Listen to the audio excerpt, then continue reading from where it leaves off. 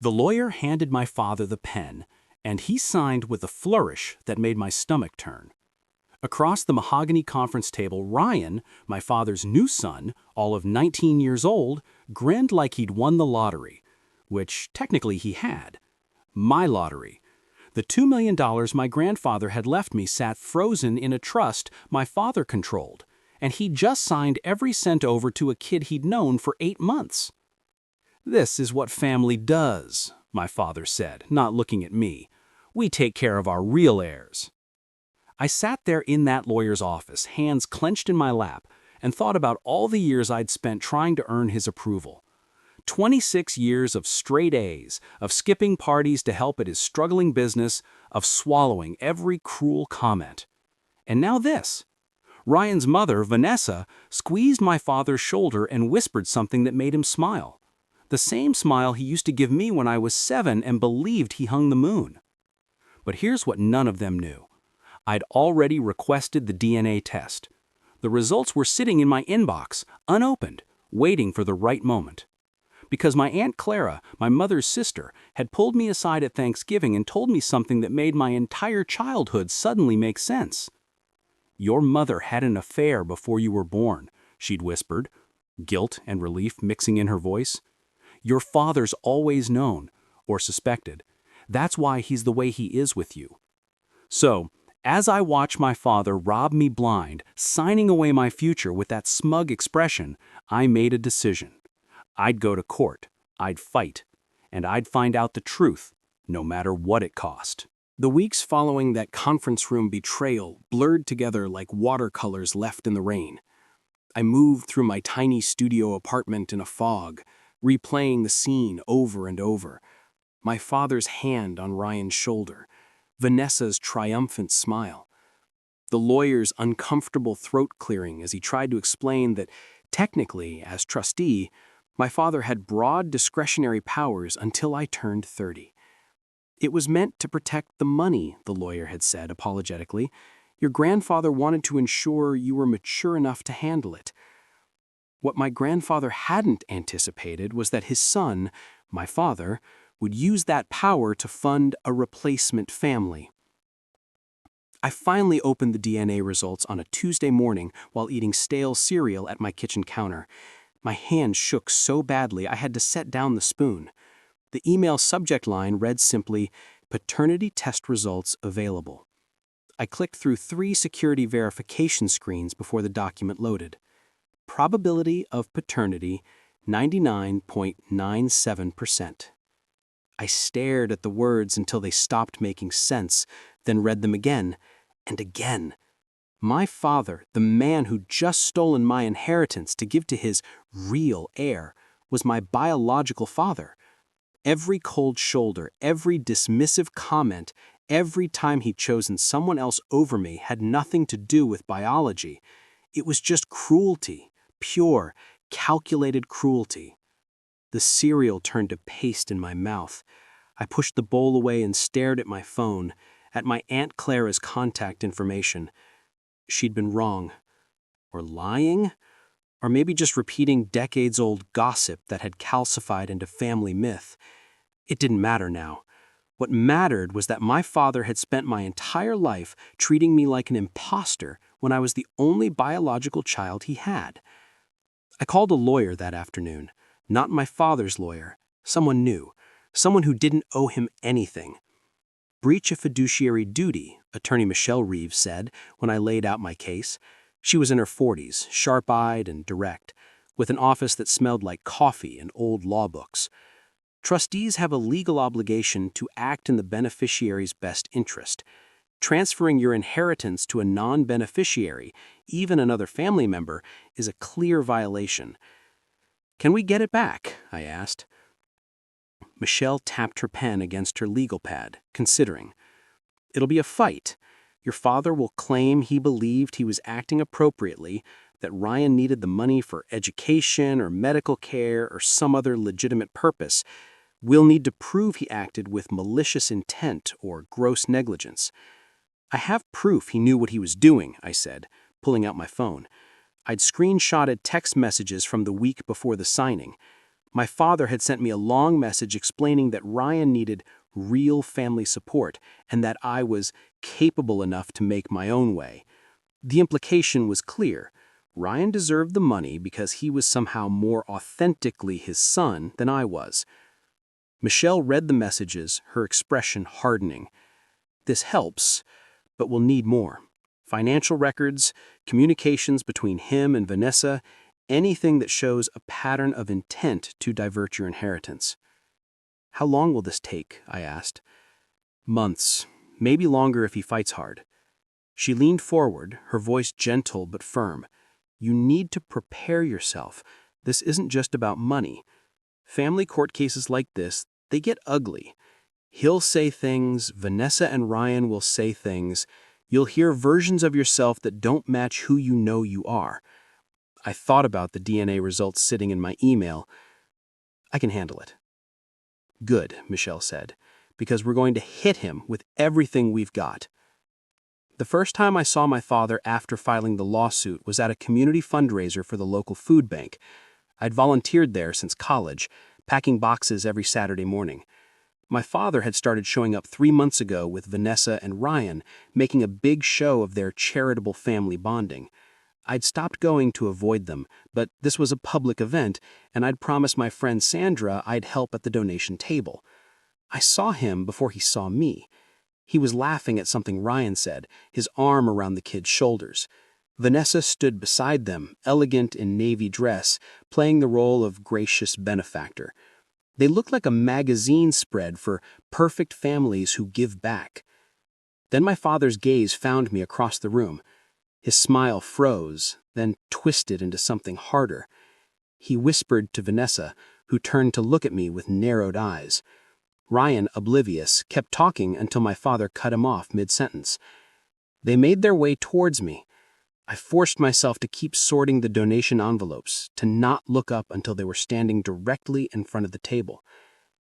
Cassidy, my father said. My name in his mouth sounded like an accusation. You heard about your little stunt with the lawyer. It's not a stunt, I replied, keeping my voice level. It's a lawsuit for breach of fiduciary duty. Vanessa laughed, sharp and dismissive. You're suing your own father? After everything he's done for you? Everything he's done? The words came out before I could stop them. He gave away my inheritance, money my grandfather left me, not him, me. Ryan needed it more, my father said. His voice carried that tone, the one that meant the conversation was over because he'd decided it was over. You've always been selfish, Cassidy. This just proves it. People were starting to stare. Sandra, stationed at the adjacent table, gave me a worried look. I took a breath and straightened the stack of envelopes in front of me, buying time to compose myself. The court will decide who's selfish, I said quietly. My father leaned closer, his voice dropping to a hiss. You think you can win? You think a judge will side with you over me? I'm a respected businessman in this community. You're just a bitter, ungrateful child who can't accept that I've moved on with my real family. The words landed like physical blows. Real family. As if I'd been a placeholder all along. As if 26 years meant nothing. We'll see, I managed. He straightened, adjusted his tie, and smiled. That public smile he wore for cameras and board meetings. Yes, he agreed, we will. They left. I stood at the donation table, hands trembling, trying to remember how to breathe. Sandra appeared at my elbow with a bottle of water and a fierce expression. What an absolute... She cut herself off and handed me the water. Are you okay? I wasn't, but I nodded anyway. I will be. Michelle filed motions for discovery, requesting financial records from both my father's personal accounts and Ryan's. My father's lawyer countered with a motion to dismiss, arguing that the trust language gave him broad discretion and that the transfer was a legitimate exercise of his fiduciary powers. The judge denied the dismissal and set a date for depositions. That's good news, Michelle told me over the phone. It means the judge sees enough merit to move forward. Now we build our case. Building the case meant diving into years of financial records. My grandfather's original trust documents, statements showing the $2 million sitting untouched until 8 months ago when Vanessa and Ryan entered the picture. Then a sudden transfer, full amount, no documentation of Ryan's supposed need, no evidence of due diligence. But the real breakthrough came from an unexpected source. My father's former business partner, Harold, reached out through Michelle's office. He had information, he said. Information about why my father really transferred the money. We met at a coffee shop downtown, one of those places with mismatched furniture and local art on the walls. Harold was in his 60s, graying and tired-looking, with the air of someone carrying a secret too long. "My father and I split the business 6 months ago," Harold began, stirring sugar into his coffee. "It wasn't amicable. He'd been cooking the books, borrowing against assets without telling me. When I found out, I forced a buyout. He had to liquidate almost everything to pay me my share." I leaned forward. "So he's broke?" "Not quite, but close. The house is mortgaged to the hilt. His new car is leased. Everything's on credit." He paused, measuring his words. "Vanessa is wealthy," Harold said bluntly. "Her first husband left her very well off. Your father pursued her specifically for that reason. I heard him joke about it at a company dinner. But she's smart with her money, protective. She wouldn't give him access to her accounts." The pieces clicked together. So, he gave my money to Ryan to impress her, to prove he's a good provider, a good stepfather. Harold nodded. "It was never about Ryan needing anything. It was about your father needing Vanessa to believe he's generous and stable. He bought her approval with your inheritance." I sat back, the coffee shop noise washing over me. All of it, the real heir comments, the emphasis on family, the cruelty towards me. It was theater. A performance designed to manipulate Vanessa into thinking she'd married someone capable and caring, instead of someone broke and desperate. "Will you testify?" Michelle asked Harold, all business now. "Yes," he said simply. "What he did to you is unconscionable. And honestly," he glanced at me with something like regret, "I should have spoken up years ago. The way he treated you when you were younger, even before all this, I always thought it was wrong."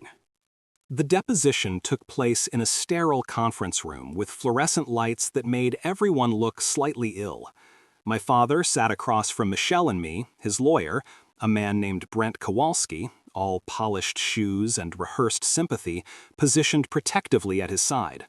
Vanessa had come too, though she wasn't being deposed. She sat in a chair against the wall, watchful and silent. Michelle started gently. "Mr. Brennan, can you explain your decision to transfer the full amount of Cassidy's trust fund to Ryan Matthews?" My father folded his hands on the table. "Ryan is my son now. When I married Vanessa, I took on the responsibility of caring for her children as my own. Ryan had educational expenses coming up, and I felt it was appropriate to ensure he was provided for." "Ryan is 19, Michelle noted. He graduated high school last year and is currently working full-time at a sporting goods store. What educational expenses are we discussing?" A flicker of irritation crossed my father's face. Future expenses, college, vocational training. I wanted to set up a fund for him. By taking the entire trust fund that Cassidy's grandfather specifically designated for her? "The trust gave me discretion," my father said. "I exercised it." "Did you consider Cassidy's needs when making this decision?" Michelle asked. "Cassidy is 26. She's employed. She doesn't need the money the way Ryan does." Michelle pulled out a document. "Yet, according to these financial records, Ryan received the full $2 million in a lump sum transfer. There's no evidence of a structured educational fund. In fact, Mr. Matthews used $47,000 of it to purchase a truck 2 weeks after the transfer. How does that align with educational expenses?" My father's jaw tightened. Brent leaned in to whisper something, but my father waved him off. Ryan needed reliable transportation. A $47,000 truck? It's an investment in his future. Michelle let that sit for a moment, then shifted gears. Mr. Brennan, were you aware that at the time of this transfer, you were facing significant financial difficulties, that your business partnership with Harold Jennings had dissolved, and you'd been forced to liquidate assets? Brent interjected. That's irrelevant to the trust matter. It's directly relevant, Michelle countered. It speaks to motive. Mr. Brennan, did your financial situation influence your decision to transfer Cassidy's trust fund to impress your new wife?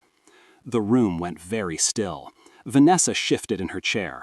My father's face flushed dark red. That's an absurd accusation, he sputtered. Is it? We have testimony from Harold Jennings indicating that you specifically pursued Vanessa for her financial stability, that you were desperate to appear solvent and generous, despite, in his words, drowning in debt. Harold is lying, my father snapped. He's bitter about the business split. We also have text messages, Michelle said smoothly, producing another document, between you and Vanessa from the week before the trust transfer. In them, you discuss taking care of Ryan properly and showing him what real family means. In context, Mr. Brennan, these messages suggest you were using Cassidy's inheritance as a tool to cement your relationship with Vanessa and Ryan, not acting in Cassidy's best interest as required by your fiduciary duty. My father stared at the messages, his expression cycling through denial, anger, and finally cold calculation. I did what I thought was right. For whom? Michelle asked gently. Cassidy or yourself? This deposition is over, Brent announced, standing. We'll respond to these allegations in our formal filings. But the damage was done. As everyone gathered their papers, I caught Vanessa's eye. She was looking at my father differently now, a calculation of her own playing out behind her careful expression. She hadn't known about the financial troubles, and she was realizing, perhaps for the first time, that the generous gesture she'd interpreted as love was actually manipulation, funded by stealing from me. Ryan's deposition came 3 days later. He showed up in jeans and a wrinkled button-down, looking younger than 19 and deeply uncomfortable. His lawyer, provided by Brent's firm, kept a protective hand on his shoulder as they entered. Michelle was gentler with Ryan than she'd been with my father. Mr. Matthews, did you know that the $2 million transferred to your account came from a trust fund designated specifically for Cassidy Brennan? Ryan glanced at his lawyer, who nodded permission to answer. Richard told me it was family money, that he wanted to take care of me. Did he explain that taking care of you meant depleting Cassidy's entire inheritance? He said Cassidy didn't need it, that she had a job and stuff. Did you question that decision? Michelle asked. Did it seem fair to you? Ryan's face reddened. I don't know. Richard's my stepdad. I trusted him. He said it was okay. Did your mother, Vanessa, discuss the transfer with you? She thought it was sweet, that Richard was treating me like his real son. But you knew about Cassidy, Michelle pressed. You knew Richard had a biological daughter. Yeah, but Ryan trailed off, seeming to realize for the first time how the situation looked from the outside. He always said Cassidy was fine on her own, that she didn't care about family stuff. Did Cassidy seem fine when you saw her at the lawyer's office during the signing? Ryan's voice dropped. She looked upset. Did that concern you? I don't know. I figured she'd get over it. He looked miserable now, caught between loyalty to my father and the dawning understanding that he'd been complicit in something wrong. I didn't ask for this. Richard just told me he was taking care of it. Michelle softened her tone. Ryan, I understand you were put in a difficult position, but I need you to be honest. Have you spent any of the money beyond the truck purchase? Ryan nodded. Yeah, my mom helped me invest some of it, and I bought some stuff for the apartment I'm renting, furniture and whatever. Approximately how much remains in the account? I don't know exactly, maybe like $1.7 million? So you've spent roughly $300,000 in 8 months. Ryan's lawyer interjected.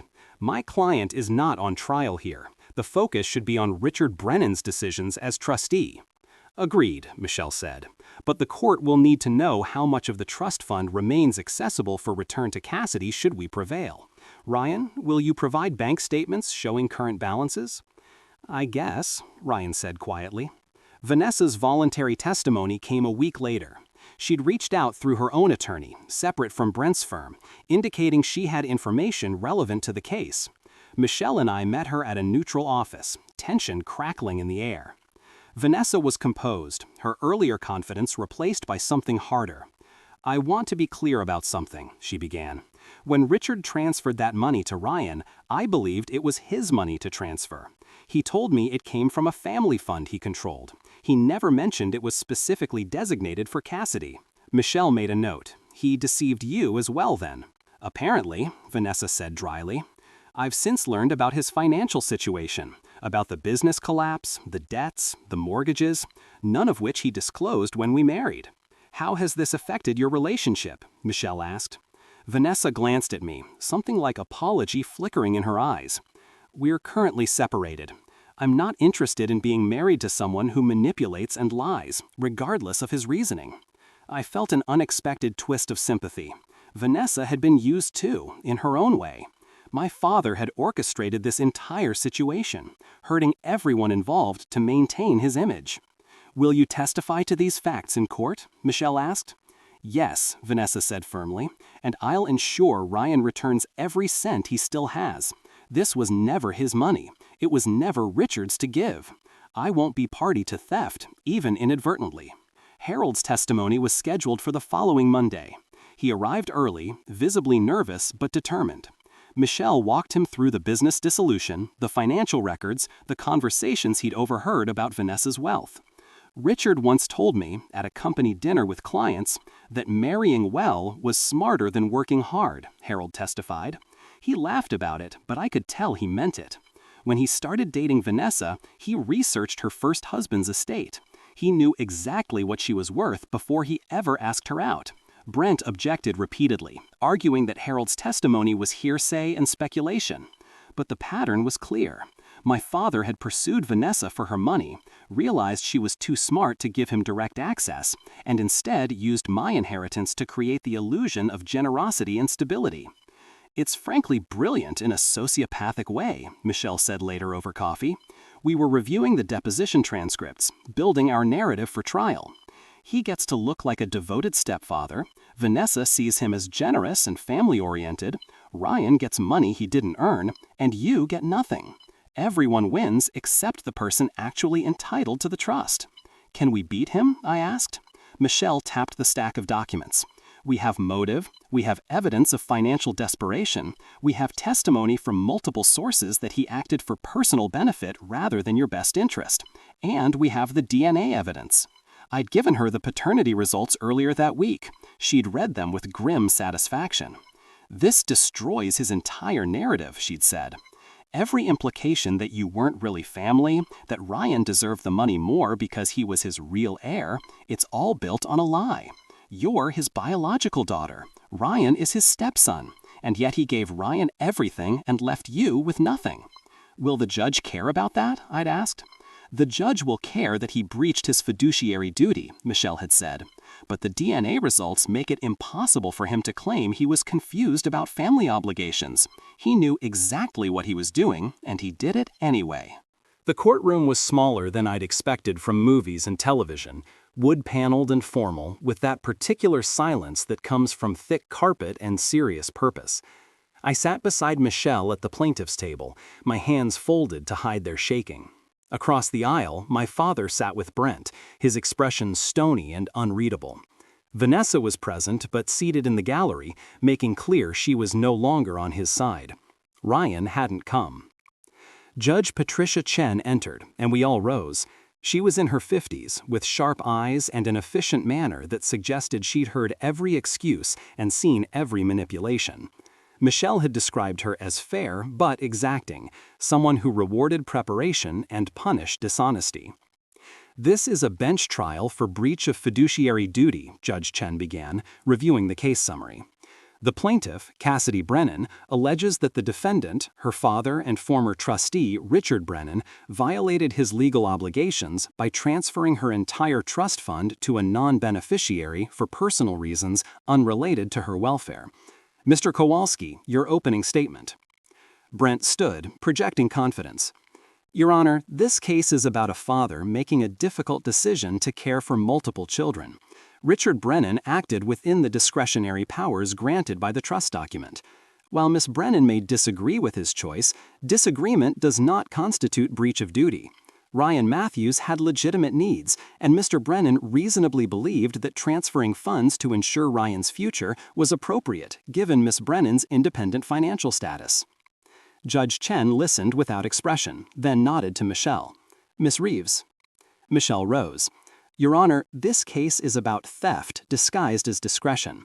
The evidence will show that Richard Brennan faced severe financial difficulties, pursued a wealthy woman specifically for her money, and used his daughter's inheritance to create a false image of generosity and stability to maintain that relationship.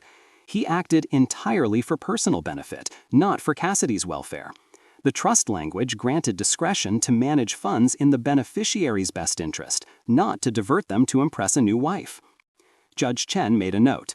Let's hear the evidence. Ms. Reeves, call your first witness. Harold took the stand first. He was sworn in and settled into the witness chair with nervous determination. Michelle led him through his business relationship with my father, the financial collapse, the dissolution. Mr. Jennings, did Richard Brennan ever discuss his relationship with Vanessa Matthews with you? Yes, multiple times. What did he say? He said she was the solution to his problems, that she had money and he needed to make sure she stayed interested. He was very calculating about it. Brent objected. Hearsay, Your Honor. It's a statement by a party opponent, Michelle countered, admissible under the rules of evidence. Judge Chen nodded. Overruled. Continue. Harold described the company dinners, the comments about marrying well, my father's research into Vanessa's first husband's estate. It painted a picture of premeditation that made Brent visibly uncomfortable. On cross-examination, Brent tried to paint Harold as bitter and vindictive. You forced Mr. Brennan out of the business he built, correct? I forced him to buy me out after discovering he'd been embezzling, Harold corrected calmly. There's a difference. You have no direct knowledge of Mr. Brennan's motivations regarding the trust transfer, do you? I know he was broke and desperate, Harold said. I know he started dating Vanessa right after the business collapsed. And I know he told me she was the solution. Draw your own conclusions. Vanessa testified next, elegant and furious. She confirmed Harold's account, adding details about how my father had hidden his financial situation from her. He showed me bank statements that were falsified, she said. He claimed he had substantial savings. I only discovered the truth when Cassidy filed this lawsuit and subpoenas started arriving. Did Richard ever explain why he transferred Cassidy's trust fund to your son? Michelle asked. He said it was about family unity, that he wanted to show Ryan he was committed to being a real father figure. He made it sound noble. Did you know the money came from the trust specifically designated for Cassidy? No. He said it was family money he had discretion over. I believed him. Brent's cross was brief. You benefit if this court orders the money returned, don't you? Your son would lose it. Ryan is returning the remaining balance regardless, Vanessa said coldly. I won't allow him to keep stolen money. And Richard and I are divorcing, so I have no financial interest in protecting him. Judge Chen watched this exchange closely, making notes. Ryan's video deposition was played next. His discomfort and youth came through clearly. When Michelle's questioning reached the truck purchase, his shame was visible. I didn't think about where the money came from, his recorded image said. I just thought Richard was being nice. Did you need a $47,000 truck? Michelle asked on the video. No, I wanted it. Richard said I should enjoy the money. The video ended. Judge Chen looked thoughtful. Michelle called me to the stand after the lunch recess. My mouth was dry, my hands clammy, but I'd prepared for this. Michelle walked me through my relationship with my father. The coldness, the constant comparisons, the feeling of never being enough. How did you learn about the trust transfer? Michelle asked. I was called to a lawyer's office. I thought it was a routine trustee meeting. Instead, I watched my father sign papers giving my entire inheritance to Ryan. How did that make you feel? Betrayed, discarded, like 26 years of trying to be his daughter meant nothing. Did your father ever explain his reasoning directly to you? He said Ryan was his real heir, that I was selfish for even questioning it. Michelle produced the text messages, the ones calling me ungrateful and implying I wasn't really family. Are these consistent with his treatment of you throughout your life? Yes, I said quietly. Brent's cross-examination was aggressive. Ms. Brennan, isn't it true that you have a job and financial independence? Yes. So you don't actually need this money? The trust was left to me specifically by my grandfather. Whether I need it is irrelevant to whether my father had the right to give it away. You're angry at your father for remarrying. I'm angry at my father for stealing from me. Isn't this lawsuit really about punishing him for moving on with his life? No, I said firmly. It's about holding him accountable for violating his legal duty as a trustee. Brent produced a document. You requested a DNA test to determine if Richard Brennan was your biological father, correct? My stomach dropped. Yes. Why would you do that unless you had doubts about the relationship? My aunt told me my mother had an affair. I wanted to know the truth. And what did the test show? That Richard Brennan is my biological father with 99.97% certainty. Brent paused, clearly thrown. He'd expected a different answer. So despite being his biological daughter, you're suing him? Despite being his biological daughter, he gave my inheritance to his stepson and called him his real heir. Yes, I'm suing him. Judge Chen leaned forward slightly, her attention sharpening. Michelle's closing argument was surgical. She laid out the timeline. Business collapse, meeting Vanessa, pursuing her deliberately, transferring the trust fund to create the appearance of generosity, all while hiding massive debts and treating me as disposable. Your Honor, the law is clear. A trustee must act solely in the beneficiary's interest. Richard Brennan acted in his own interest. He used Cassidy's money to manipulate Vanessa, to buy Ryan's loyalty, to construct a false image of financial stability and paternal devotion. That's not discretion. That's theft. She held up the DNA results. And the evidence shows he did this despite knowing Cassidy was his biological daughter, his only biological child. He chose image over integrity, manipulation over honesty, and personal benefit over legal duty. The trust must be restored, and he must be held accountable. Brent's closing leaned heavily on the trust language. The document granted broad discretion. Mr. Brennan believed he was acting appropriately. Regret over a decision is not the same as breach of duty. Judge Chen called a recess to review the evidence. We waited in tense silence. Michelle calm and professional, me barely breathing. An hour passed, then another. Finally, the clerk called us back. Judge Chen's expression was unreadable as we reassembled. The courtroom felt smaller somehow, the air heavier. My father sat rigid beside Brent, his jaw clenched. I could see the tension in his shoulders, the white-knuckle grip on the table edge. I've reviewed the evidence and arguments, Judge Chen began. This case presents issues of fiduciary duty, discretionary power, and the limits of trustee authority. The trust document does grant Mr. Brennan broad discretion, but discretion is not unlimited. It must be exercised in good faith and in the beneficiary's best interest.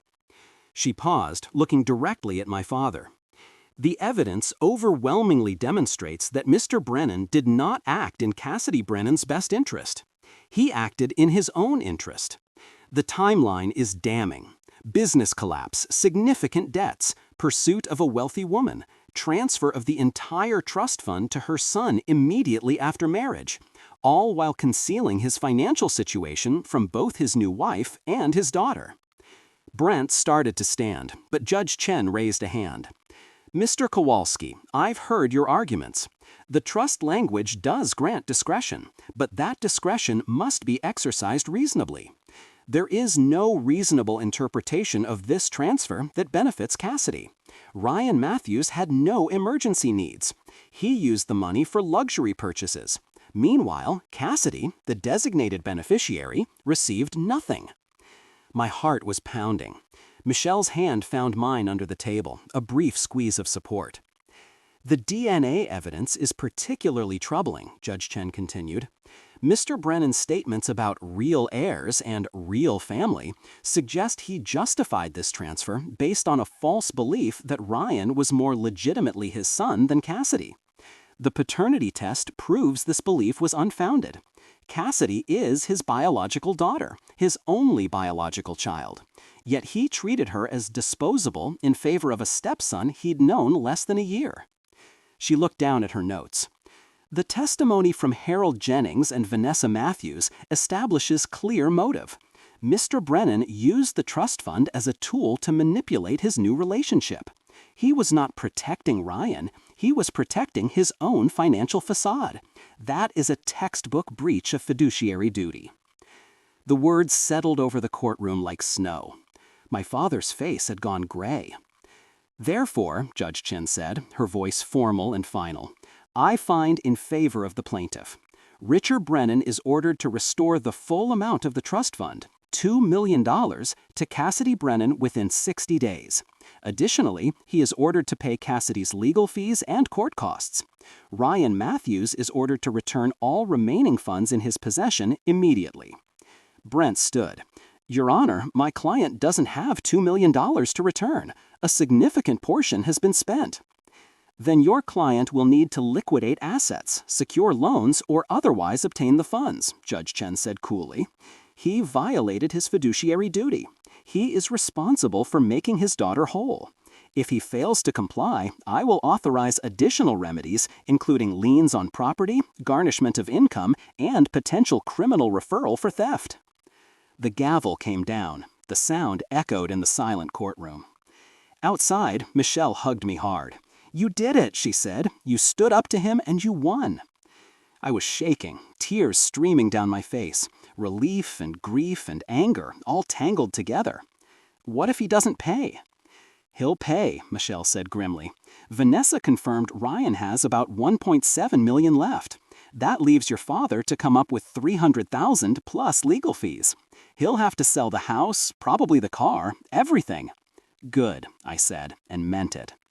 Vanessa approached us cautiously. Cassidy, I'm sorry. I should have questioned things earlier. I should have protected you. You didn't know, I said. I should have. The signs were there. She glanced back at the courthouse. Ryan's transferring the money today, and I filed for divorce. My attorney will be in touch about the proceedings. Thank you, I said, for testifying, for doing the right thing. She nodded and left. My father emerged a moment later with Brent, his face a mask of rage. He saw me and stalked over, ignoring Michelle's warning hand. You destroyed me. I'm bankrupt because of you.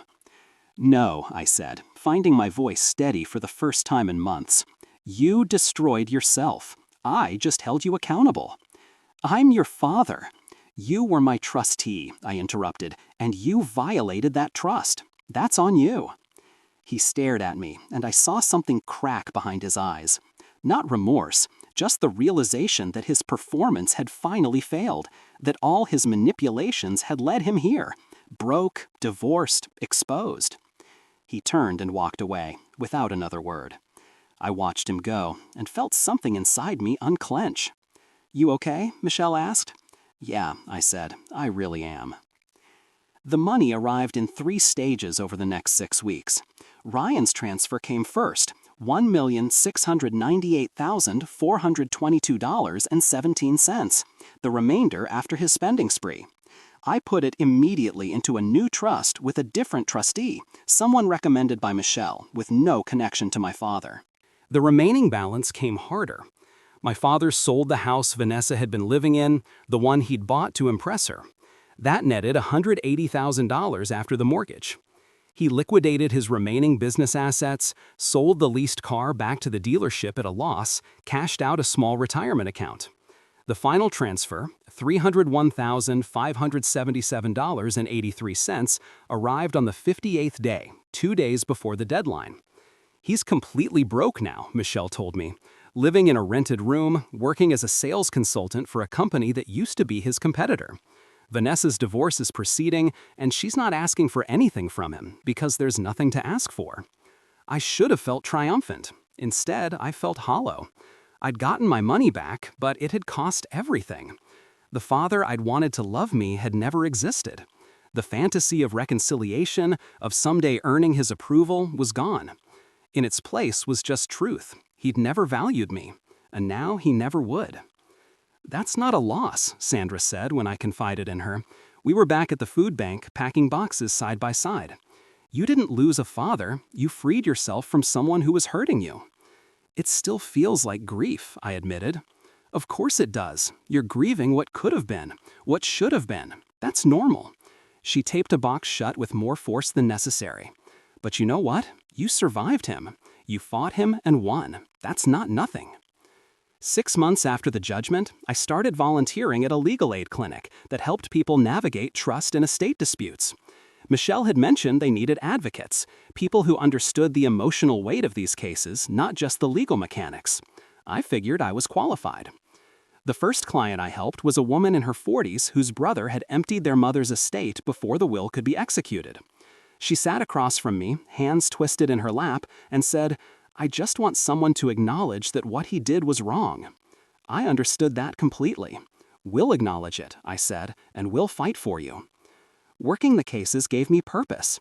Each person I helped felt like a small act of reclamation, not just of money or property, but of dignity and justice. The law had worked for me, imperfectly and slowly, but it had worked. Now I could help it work for others. I saw my father once more, entirely by accident. I was at a coffee shop near my new apartment. I'd moved to a better place, one with actual sunlight and room to breathe, when he walked in. He looked older, thinner, worn down by circumstance. He saw me and froze. For a moment, we just stared at each other. Then he looked away and ordered his coffee. He didn't approach, didn't speak, just collected his drink and left without glancing back. I sat there with my own coffee, watching him disappear down the sidewalk, and felt nothing. No anger, no sadness, just the quiet recognition that we were strangers now, bound only by biology and legal history. "You okay?" the barista asked, noticing my expression. "Yeah," I said, "I'm good." And I was. A year after the judgment, I received an unexpected letter. It was from Ryan.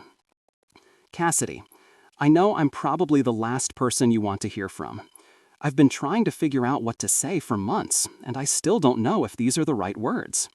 I'm sorry. I'm sorry I took the money. I'm sorry I didn't question it. I'm sorry I believed Richard when he said you didn't care or didn't need it. I was selfish and stupid, and I hurt you. I know returning the money doesn't fix what happened. I know an apology doesn't erase what I did. But I need you to know that I regret it, every day. I see now how Richard manipulated everyone, you, me, my mom.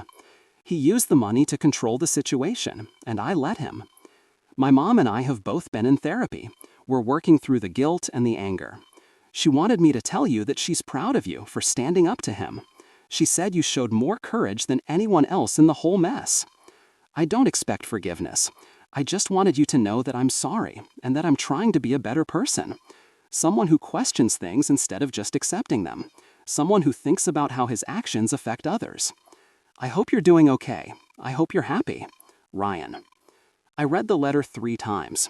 Then I folded it carefully and put it in a drawer. Maybe someday I'd respond. Maybe I'd tell him that I appreciated the apology, that I understood he'd been caught in my father's web just like everyone else. Maybe we'd even find a way to have some kind of relationship.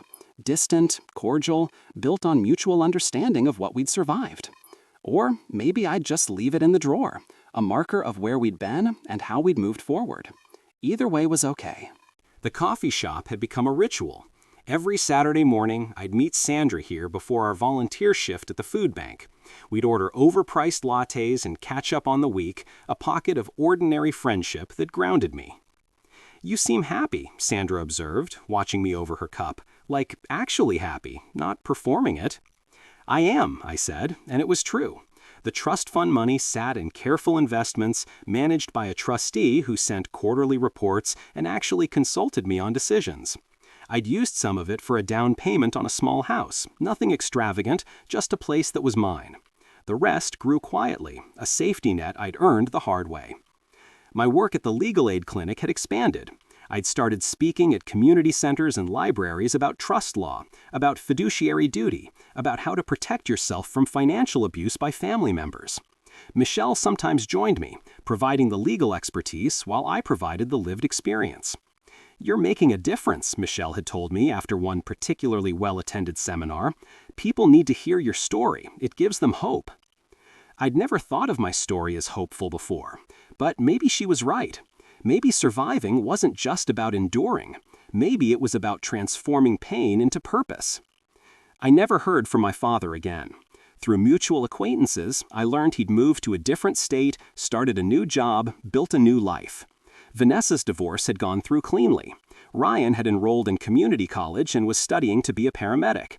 They'd both moved forward, building lives separate from the wreckage. And me? I'd built a life too. One where I wasn't waiting for approval that would never come. One where my worth wasn't tied to someone else's opinion. One where the $2 million in my trust wasn't just money, it was validation. Proof that I'd stood up for myself and won. The DNA results stayed in a folder in my file cabinet. I didn't need to look at them anymore. I knew who I was. Cassidy Brennan, survivor, advocate, person who refused to be erased. Whether or not my father acknowledged me didn't matter. I acknowledged myself. "What are you thinking about?" Sandra asked, pulling me back to the present. "Just how far I've come," I said. She smiled. "You've come pretty damn far." We finished our coffee and headed to the food bank. There were boxes to pack, people to help, ordinary work that felt meaningful because I'd chosen it.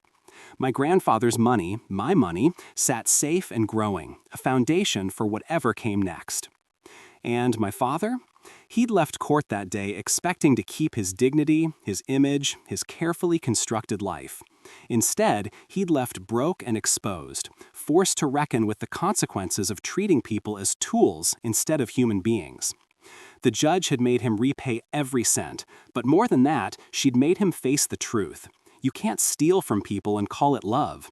You can't manipulate and call it family. And you can't destroy someone's inheritance and expect no consequences. Justice had been slow. It had been painful. It had cost me my father, though I'd never really had him to begin with. But in the end, justice had come, and I was whole again.